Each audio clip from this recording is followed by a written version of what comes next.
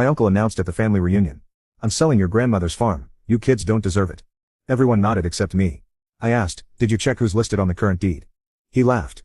Of course, it's in my name. I handed him the county records. I wasn't. I'd been driving to Grandma's farm every Sunday for 5 years. One afternoon she pulled me aside and asked me a question that would change everything. Jake, she said, her hands wrapped around a mug of coffee that had gone cold an hour ago. What do you think Frank's gonna do with this place when I'm gone? We were sitting on her porch, March 2019, the fields stretched out green and endless, the barn standing crooked but proud against the horizon. She was 78, still sharp, still strong enough to work the garden and feed the chickens, and lecture me about not settling down. I don't know, Grandma. Yes, you do. I looked at her. He's going to sell it, she nodded slowly. Been getting calls from developers for 3 years now. They want to put up a shopping center. Frank thinks I don't know, but I hear him on the phone sometimes when he visits. Just wait, he tells them. Give me time. My stomach turned. Grandma, I'm not stupid, Jake. And I'm not sentimental about death. I know what's coming. She set down her mug. But I need to know something. If I gave you this farm, all of it, legal and binding, would you keep it? I didn't hesitate. Yes, even if it meant going against the whole family. Yes, even if they hated you for it. Grandma, I come here every week. I fix your fences. I mow your fields. I care about this place. If Frank sells it, everything you and Grandpa built disappears, gets paved over for a parking lot. She studied my face for a long time. Then she smiled. Good, I'll call Martin tomorrow. Martin Chen had been the family lawyer since before I was born. He handled Grandpa's will when he died in 2005, handled property disputes and business contracts, and every legal thing the family needed for 30 years. 2 weeks later, Grandma called me back to the farm. Martin was there. So was Dr. Patricia Hoffman, Grandma's physician of 12. We're transferring the deed, Grandma said simply. Martin's drawn up the paperwork. Patricia's here to certify I'm mentally competent to make this decision. You're going to own this farm, Jake. But I need you to promise me something. Anything. Don't tell anyone. Not yet. I want to see what Frank does, whether he'll honor my wishes, or try to cash out the second I'm gone. You really think he'd? I know he will, and I want him to show everyone exactly who he is. We signed the papers that day. Grandma transferred the full 127-acre property, house, barn, fields, everything into my name. Martin witnessed it. Dr. Hoffman certified Grandma's mental capacity. We filed it with the county clerk's office 3 days later. Official, legal, irreversible, and then we wait. Grandma died on November 3, 2021. Pancreatic cancer. Fast and brutal. She'd known for 6 months but told no one except me and Dr. Hoffman. Didn't want the fuss, she said. Didn't want Frank circling like a vulture. The funeral was mass. Every cousin, aunt, uncle and family friend packed into St. Joseph's. Frank gave a beautiful eulogy about how much she meant to him, how she'd taught him the value of family and hard work. I sat in the third row and said nothing. At the wake, Frank pulled me aside. I'm the executor of the estate, he said. His cologne was too strong, his suit too expensive for a man who claimed to be struggling. There's going to be a lot to sort through. The farm, her accounts, personal items. It'll take time. I'm sure you'll handle it well. I will. And Jay, he gripped my shoulder.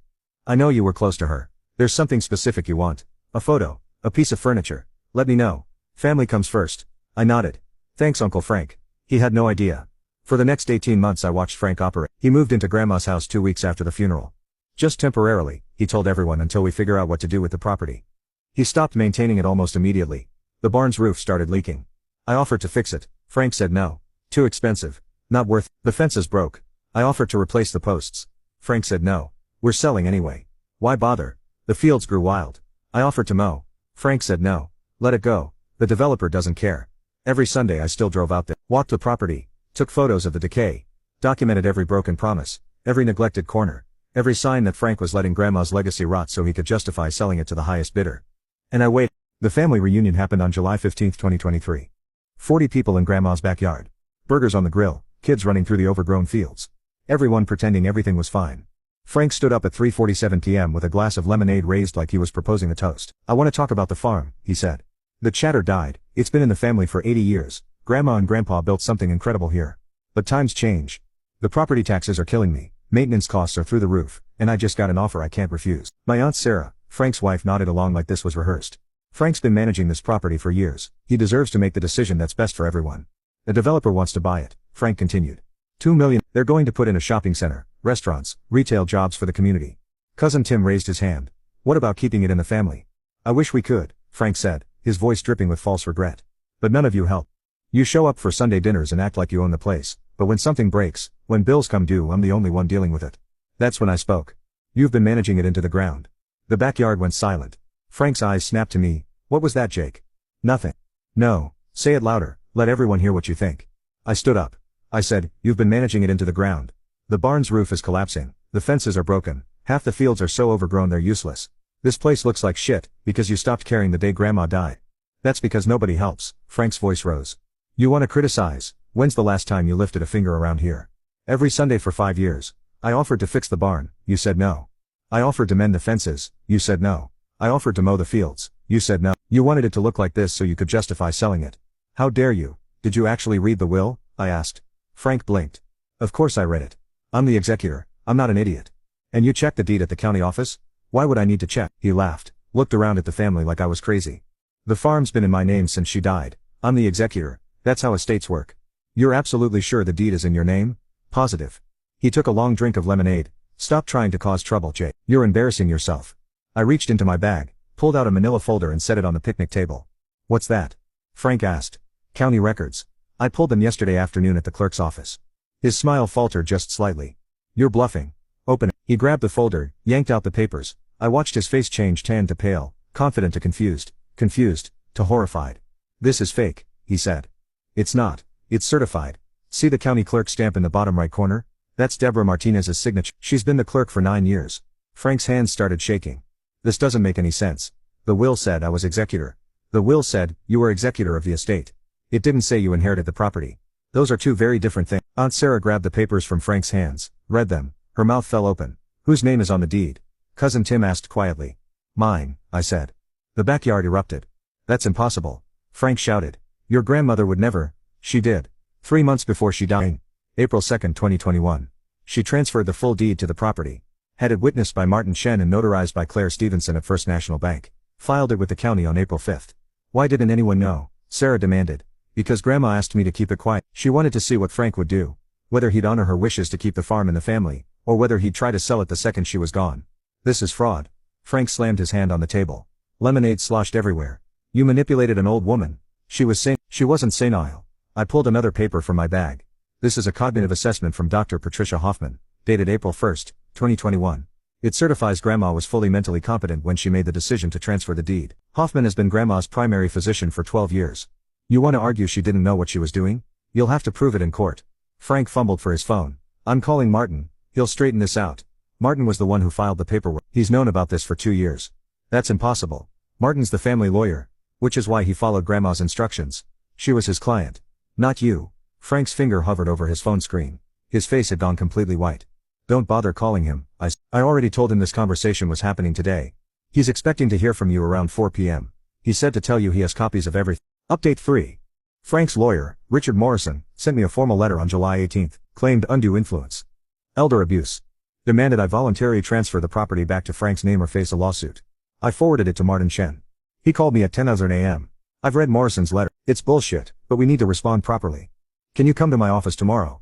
I took a personal day from school, summer session thankfully quiet, and met Martin at 2:00 p.m. Martin Chen was 63, silver hair, calm demeanor, the kind of lawyer who'd seen every family fight imaginable, and stopped being surprised by human greed decades ago.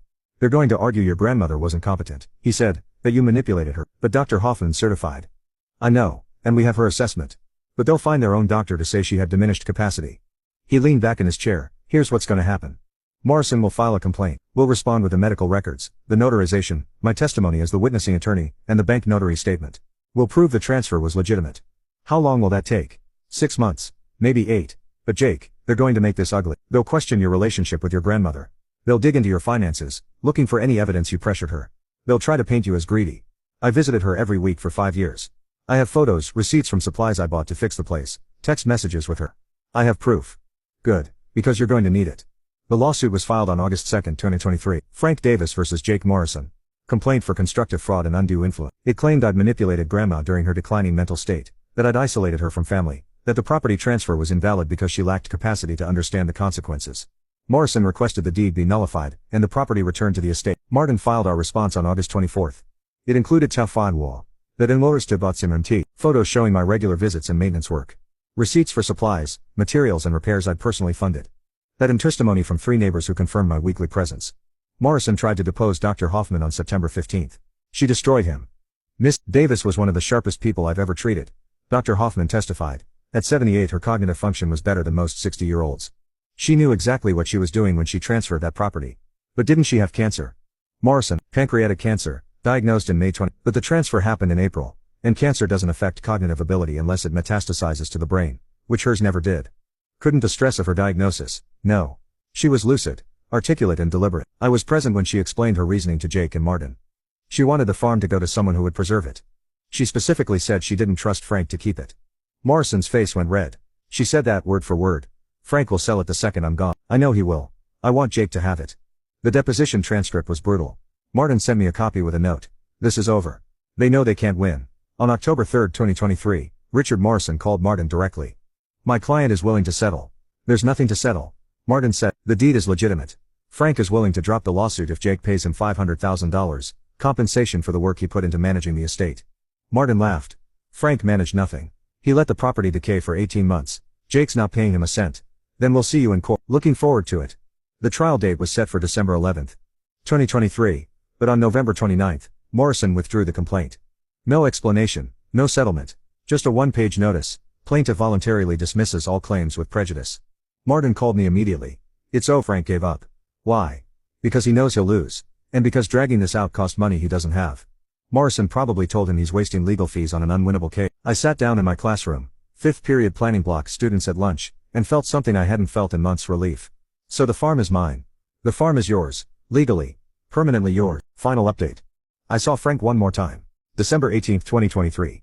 I was at the farm fixing the barn roof with Tim and two of my teacher friends. Frank's truck pulled into the driveway. He got out slowly, looked older than I remembered. Thinner, tired. Jake. Frank. Can we talk? I climbed down from the ladder. Sure. We walked to the edge of the field. Tim watched from the barn but didn't follow. I was wrong, Frank said finally. About a lot of things. I waited. Your grandmother, she knew me better than I knew myself. She knew I'd sell, and she knew you wouldn't. He looked out at the fields. I convinced myself it was about being practical, about giving everyone a piece of something valuable. But really, I just wanted the money. Yeah. I'm sorry, for the lawsuit. For what I said at the reunion. For letting this place fall apart. Okay. That's it? Just okay? What do you want me to say, Frank? That it's fine? That we're good? You spent 18 months planning to bulldoze Grandma's memory. You sued me for trying to save it. I'm glad you're sorry, but we're not friends. He nodded slowly. Fair enough. He started back toward his truck. Frank. He turned. If you ever want to come visit, see the place, you're welcome. This is still family property. His eyes got wet. Thanks, Jake. He drove away. I went back to the barn. You okay? Tim asked. Yeah. I said. I am. It's been 18 months since the reunion. The barn has a new roof. The fences are mended. The fields are mowed and planted. Corn on the east 40, soybeans on the west. I hired a part-time farmhand, Carlos Mendez, who lives in the old foreman's cottage and helps maintain everything. He's teaching me things Grandpa used to know that I never learned. Tim comes by most weekends. So does my girlfriend Rachel, who grew up on a farm in Iowa and knows more about crop rotation than I ever will. We host Sunday dinners again. Smaller than Grandma's, maybe 10 people instead of, but the ones who come actually care about keeping this place alive. Frank hasn't visited. Sarah sends passive-aggressive texts every few months about family unity and forgiveness. I don't respond. Some people thought I should have taken Frank's settlement offer. $500,000 is a lot of money for a high school teacher. But this place isn't about money. It's about legacy. About honoring the woman who spent 50 years building something that mattered and trusted me to keep it alive. Last week I was walking the property at sunset. The fields golden in the fading light, the barn standing solid and repaired. And I thought about the family reunion. Frank's face when he realized the property he'd been planning to sell for $2 million had never been his. About 40 relatives watching him learn that the grandson he'd called ungrateful was the only one Grandma trusted enough to fight for what she'd built. I didn't smile. Didn't feel vindicated or triumphant. Just grateful. Because the uncle who'd spent 18 months telling everyone the family farm was his, who'd announced his plans to pave over 80 years of history for a shopping mall, had driven away in a cloud of gravel and rage, learning too late that the executor who'd never bothered to check the county records, had been managing property he'd never owned.